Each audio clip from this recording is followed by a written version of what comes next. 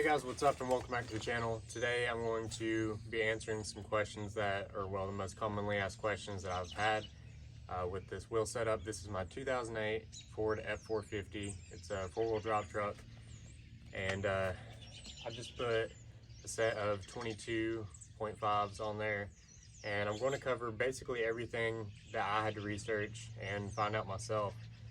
Also a cost breakdown of everything, because obviously everyone wants to know how much it actually cost to do this semi-wheel conversion on one of these trucks. And I'm also going to talk about the options where you could possibly save money or spend more money if you'd like. So just to kind of get to the point here, the wheels are 22.5 by 8.25 width, which is a standard semi-wheel. And my stock lug pattern is 10 by 225, and the lug pattern on these wheels is a standard semi-truck lug pattern, which is 285.75. So these wheels I bought from SoCal Custom Wheels. That was actually on eBay. These are called ATX Baja Light A0200. Now these are, it's much cheaper to buy new if this is the style that you like, because people were selling these like used, bent up, torn up, absolutely destroyed semi wheels that have been ran on semi trucks and then pickup trucks, and who knows, they probably have, you know, over 1 million miles on them, and they were selling them for over $200 a piece, and still needing polished, needing repaired. Not the way to go if this is the style that you like, which is just like the Alcoa style, the big hole, whatever you want to call it. This is absolutely the way to go. So these wheels only costed, I got 4 of the aluminum ones. You can get 6 of the aluminum ones if you like, but it's a little bit more expensive. That's why I went with 4 aluminum wheels. Now this is the cheapest part of the whole thing, honestly. But those 4 aluminum 22.5 by 8 by 2.5 is $777.03 after tax. Not bad, right? Just wait, it gets a lot more expensive. Now the inner rear wheels, they're steel. I didn't particularly want to go with steel, but it's what worked best with my budget, and I didn't even want to spend this much, but I did get everything new, so that's why I was okay with it. Now these are just 22.5 lug hub pilot steel wheels. Got these off of eBay. I can link all this stuff in the description below, so I won't get any sort of commission off of it or anything like that, so I don't really care if you use it or not. The seller was BG Philip 2000, and that's BG FILIP 2000, and the wheels were SoCal Custom Wheels. SoCal Custom Wheels on eBay. And like I said, 10 by 285.75, the lug pattern. Now those, I got 2 of them. After tax was only $283.16. Like I said, the cheap part. And the steel wheels came in 2 days. I'm in Tennessee. I think they're in California. Super fast. Now let's go ahead and move to the hub center caps. Now these center caps are plastic. I don't much care for, you know, them being metal or plastic. It looks the same, and they're both chrome plated, so I don't care. So I may have went on the cheaper route on this one. I didn't even look at other options. I just found these and said, hey, that sounds like a good deal. Now the seller's name on eBay was RADIATORSRUS. I don't really know how that's going to be pronounced properly, but there you go. I'll put it up on the screen here. Chrome hub cover kit with the 33mm front and rear semi-truck wheel axle covers. That was like the listing name. And like I said, I'll put it down below so it's easier for you to find. I don't get a kickback, so it doesn't matter if you use it or not. Now those were $203.03 after tax, and I think it was free shipping. I got the spiked lugs. That's what I like personally. You can get the ones that are like just a regular lug cover, just like a chrome plastic lug cover. You can actually get those cheaper, but for me that wasn't an option because I knew that I wanted the spiked lugs on mine, so I didn't look at others really. But after tax, $203.03. Now here's a big debate. This one is from Global Parts Pro, right here. And I bought these off of eBay also, but these are Centromatic balancers. You put them on the adapter, and they consistently will balance and rebalance all the time. They do come with some kind of warranty, probably a lifetime warranty. I think you have to sign up within 30 days. I still haven't done that. I need to do that just in case. But my opinion on those is price-wise, really good. It was like around $400. I'll give you a total in just a second. But those, I would say that they work about 75% of the time. And they work up to, on this truck, about 80 mile an hour, which, you know, you probably won't really be going over that in a truck like this, but I would say they're worth it. I would definitely not prefer to go to a semi shop and road balance them for $200 each. That's absolutely not a question. I would never do that. These Centromatic balancers, I would give them like an 8 out of 10 rating, because only because sometimes they don't perfectly balance and you get a little bit of shake, but then when you stop and you restart, then they'll basically get it. And yeah, I mean, 8 out of 10, I would recommend those. So the front is 800-822. That's what I used for the 10x285 pattern. You can get these for a stock F450, and they do make those for like the smaller 10 lug pattern. And the rear is 600-640. I'll put that right here. Now these are for 22.5 and 24.5. Yeah, just basically you need to make sure that it clears your inner brake caliper and everything.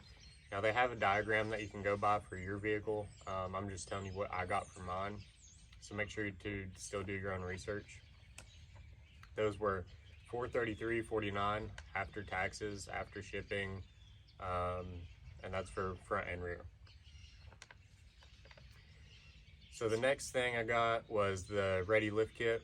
The part number is 66-2095. Here you go. This was from Rudy's_performance_parts on eBay. 2.5-inch leveling kit for a 2005 to 2010 Ford F250, 350, 450, and 550. That cost me $252.39.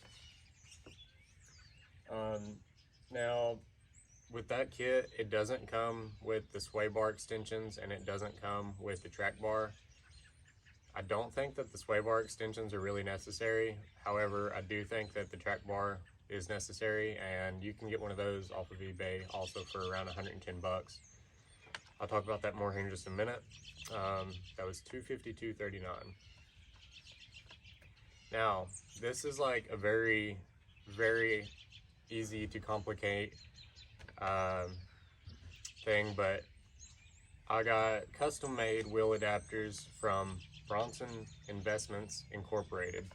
Now these wheels, or these spacers, I actually found this company on eBay. I didn't order through eBay. I called them because the price went up. I was going to order them that night, and then I didn't, and then I waited till that next morning, and the price went up by about $200. So I called them and said, hey, I just noticed that your price went up on these, and is there any way you could just, you know, match what you had? And I'm really glad that I called them, because what they had, I would have had to trim my lug studs basically down to nothing, and I didn't want that. So what we did is they actually custom made me a set. They took all my information. I told them, you know, my truck, everything. So it's my adapters are 10x225, and they adapt to 10x285.75. It has a 1-inch hub pilot on the rear. That's so it has enough room for the wheels, the steel and the aluminum, to sit on the hub pilot and be hub centric. The center bore on the truck is 170.1 millimeters. On the front, there's a 1/2 inch pallet on the front for it to be hub centric. The center bore on it, on the outside of the adapter, is 220 millimeters, which is the standard for the semi wheel itself. Now the front were $255 each, and the rear were $280 each. Like I said, these were a little bit more expensive since I had them custom made. Now one thing that I didn't account for was the actual semi 33 millimeter lug nuts. The thread pitch on those is 22 by 1.5, and they're unimount 33 millimeter hex nuts. They were $90. The shipping on all of this was only $40, spacers, lug nuts, everything, which is very good. Come from California, and it only took like 2 days, literally 2 days. Like, I don't know how they do that, but they came USPS. They are aluminum, and I did call and ask them because I was a little bit concerned, can I still have my full towing capacity on this truck, which I think is like maybe 28,000 or so pounds on the fifth wheel, which I never really haul that much. The only thing I really ever haul is one car on a car trailer, which combined is less than 10,000 pounds probably at the most, because it's a 7,000 pound car trailer. And then you know, obviously the heaviest car I could put on there is like 7,000 pounds, and then the trailer itself, however much it weighs, less than 10,000 pounds is what I average. These are 2 inches thick, so if you look at the rear, they do stick out past the fenders. I didn't account for the measurement on the rear, but I am happy with how it came out. The front, I do like how it sits. I'm pretty happy with that. So I'm definitely, if I was to do it again and I wanted less fitment, I would do 2 inches in the rear, and I would do 1 inch in the, or 2 inches in the front and 1 inch in the rear to get the like a flush fitment, if that's what you want. However, I am happy with how these turned out. They never did call me back and let me know if I can still haul that much, because it does worry me a little bit that they're aluminum instead of steel, because most of them are steel, and the steel ones run about 1,600, but you can't really get any depth off of them, and then they end up seizing to the hubs eventually. Now the tires, I wanted a aggressive, like, capable setup, because whenever we go and buy these junkyard cars or just like barn finds and stuff, I end up like somehow always needing like a good aftermarket tire, because you know, a lot of times it gets muddy and whatever. So that's why I went with these tires. I wanted aggressive, kind of like an all-terrain look. Most people will do the street setup, and I just wasn't a fan of that much. You can do the street setup about $1,000 cheaper, but I actually ended up going to Discount Tire in Kingsport, Tennessee. One of the managers there helped me out a lot. He was actually the only person willing to help me after calling. I called a bunch of my friends who own tire shops, and they would not call me back. I called other Discount Tires, and they wouldn't call me back. I just called, you know, Firestone. I called pretty much everywhere, and no one was willing to help me at all with anything. So Alexander S. is his name, and I believe he's a manager there at the Discount Tire in Kingsport. And he actually got these tires cheaper for me than eBay, because they beat any price, which is really awesome. Now these are Sailun S753 EFT 140. I don't really know what those, I don't know what the EFT 140 means, but I wanted a 37-inch tall tire. These are 255, 70, 22.5, which comes out to be 36.6 inches tall, and basically perfect for what I wanted. Now those were $391 each. As far as labor goes, they did zero balancing because I have the balancing rings, and they didn't throw away any old tires or anything like that. So they were $391 each, and the total was $2,722.29. That was out the door. They didn't mount them on the truck or anything. I actually did that here, and there's a different video if you'd like to check that out that I have, kind of showing, you know, the lift or the leveling kit and then mounting the wheels and stuff. I think I did one on that also, I don't know. So now for the commonly asked questions. This is just like the most common questions that I have gotten since I put this setup on. Ton of people messaged me like off of Facebook, and they've been asking these general questions. Number one, how is the ride quality?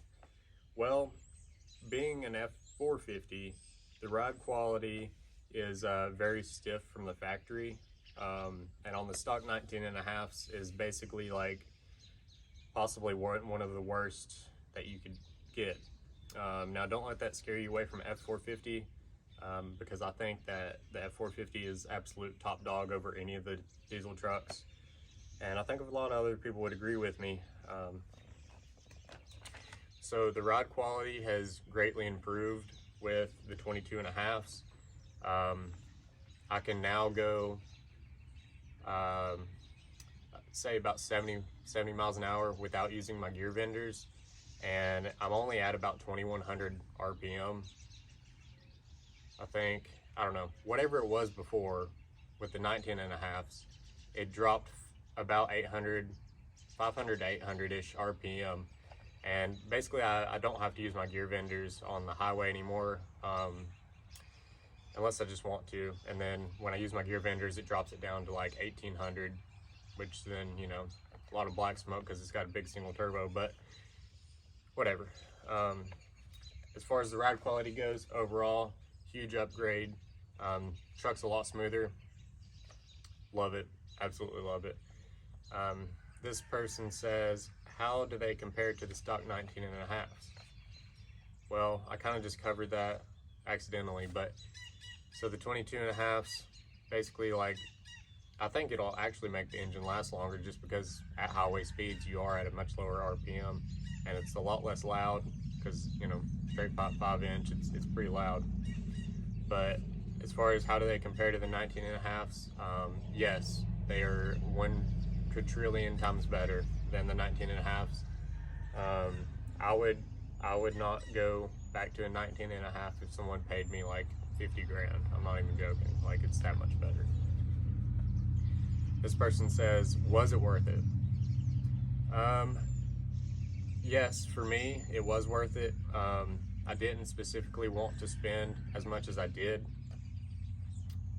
I really wanted to spend about $4,500, and on the used market, I was looking at repairing the wheels, repolishing the wheels, still having to buy the lug studs that I liked, still having to buy the adapters. Everything was basically like $800 cheaper if I bought it used, but then I would still have to buy tires and stuff, all that. Like, if you want to do it and this is the setup you like, just buy it new. It's absolutely so much easier. Everything's gonna be shipped to you. You don't have to go find anybody. You don't have to deal with anybody on stupid Facebook Marketplace, which is useless at this point. This person, who also has a 450, because all 450s, I think, do this, does it still track side to side? Yeah, it does. So when it tracks side to side, basically like what we're talking about, if you're not familiar with, so if you go off the edge of the highway and the road is like sloped down, yeah, the truck will like walk side to side hard, and it's like very, very scary when you're going at highway speeds in a truck this big, especially if you have like a little bit of loose steering components like most of them do. It's probably about 50% better with these wheels and tires on it. I think my tires had a lot to do with it, although they were new tires. They were Iron Man, so I mean, they were junk in my opinion. Let's see, this person says, how bad is the road noise? The road noise is not bad. Over the sound of my truck, it's actually just like, I don't really hear it because the truck is loud. The road noise though is a little bit louder than the Ironman 19.5, which were like 31.5 inches tall, and they just look pathetic, and they were pathetic, and don't ever buy those tires. They were junk. Let's see. Can you still haul at full capacity? I think so. Like I said, I haven't actually gotten the yes, you can from that person that did the wheel spacers. It's the only thing that I would be worried about. The rest of it definitely can haul more than the 19.5s. Each wheel has a bigger load capacity, like 7,800 pounds per wheel. So I think yes. Now if I'm wrong, it's because the aluminum adapters. Like I said though, I'm probably never going to haul over like 10,000 pounds. I just love the 450, love the way it looks. And I mean, what's more American than that? Let's see, how are the balancers? The balancers, I kind of went over this already, but the balancers, I would say a good solid 8 out of 10. I would recommend them. I would buy them again. Like I said, they're not perfect. If you're going like 40 mile an hour, sometimes you'll still get that little bit of vibration. You probably upgrade the sway bars to a beefier one and be better off. Not really sure. Let's see. But yeah, the balancers, I do like them, and I would recommend them. Did you have to cut the stock wheel studs? Yes. I didn't know that I was going to have to. Now, I reckon with the steel ones, you don't have to cut them just because of how they're made. With these aluminum ones, I did have to cut the front. Like literally, there's a part on the front of the stud, or on the front wheel, that stuck out past the spacer that doesn't have any thread on it. I just cut off the part that doesn't have any thread on it. It was like probably 1/8 of an inch. So I did cut those off. I put the factory lug nuts on, cut them off, and then I took the factory lugs off, and then I used this little tool that like takes off the burr just by hand. You can get one that like goes on a drill, and it'd be super easy. But yeah, on the rear, I had to cut off about 1/4 inch, just the way that the lug and everything was set up. A little scary, but yeah, I mean, it doesn't actually affect anything in a negative way. So let's see, do I need a leveling kit to clear 37s? Yes. You do need a leveling kit if you're wanting to run this tire. Now, if I was running a street setup, I don't think that I would have needed a leveling kit. Even if it was the same height, because it's only the corners of these tires at full lock that catch and rub. Now, my track bar, if I still have to buy a track bar, I still haven't bought that. But when I buy a track bar, it's not going to rub, because it'll be perfectly centered axle with the truck. It doesn't rub on the right side at all. It rubs on the left side just a little bit, and that's why, because I need that track bar. This person asked, do I need to trim the fenders? Yeah, you do a little bit. On the passenger side, like I said, it doesn't rub at all. But if you're going with the same exact tire and the same exact setup, yeah, you would have to trim them just a very small amount. Like literally just with a pocket knife or a grinder or something. Only the plastic on the cab side of the wheel.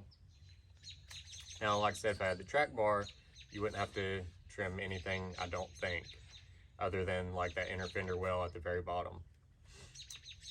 Let's see, do I need to buy a track bar separately? Yeah, I would say you should buy one, and then after you put that on, get an alignment. Does a leveling kit squat an F450? Yeah, it does just a little bit.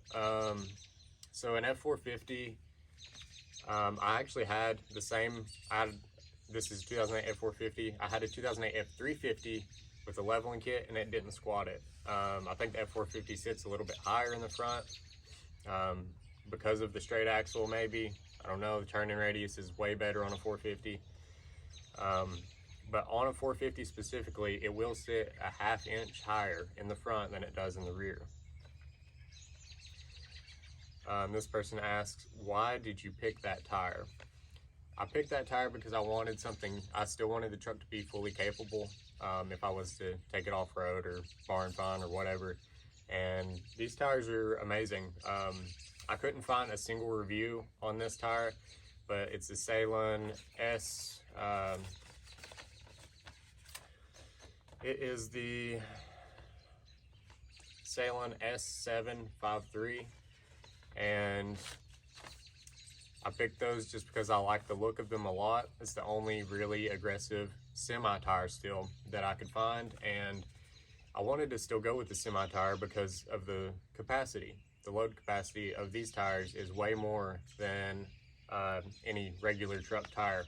So if you, the highest one I could find was a Nitto Ridge Grappler that was kind of like a mud tire, but even the load capacity on that was not rated for the weight alone of this truck. And I know a lot of people do use those, and there's nothing wrong with that if you're okay with that. But preferably, I wanted to keep all my load capacity, and so that's why I went with a semi-tire specifically, and that's why I went with these tires. Let's see. This is the last question, is milling required? No, it's not. That's about a $750 to $1,000 expense if you go to someone who's just an individual, like say in your town or whatever. It could be more from where you live or less, I don't know. But what they mean when I say milling is these are 22.5s. If you want to run a 22-inch like regular street tire, like a ridge grappler, then you would have to mill them down a 1/4 inch all the way around, which would take it down to 22-inch all the way around. I wouldn't do that. I didn't want to spend that extra money to run a tire with less capacity. That just doesn't make any sense to me. So that's why I went with these, and I didn't want to do milling. So that's why, that's just why I went with what I went with. So hopefully that helps you understand better how to do this setup and what all is going to be needed, and really the exact cost. The exact cost breakdown on everything for my truck was $5,871.39. Now, there's probably a few things that I forgot, like here and there, like you can't really count the tools used that, I had to like cut the studs with and stuff, and things here and there. But if you have any more questions, feel free to comment below. Ask away if I missed your question. I know I did get a lot more questions than this, but like I said, these were just the most commonly asked questions, and I couldn't find anything on the internet basically laying it out like this. That's why I did it this way, and hopefully I covered everything that you need to know. Hopefully it was detailed enough, and if you have any questions or any comments at all, just let me know. And if you enjoyed this video, if it helped you out or if it helped out one of your buddies, please like, subscribe, share it. Really helps me out a lot, and I'll obviously be able to keep making content like this and helping people out. And make sure, like I said, like, subscribe, share, whatever you gotta do, and we'll see you in the next video.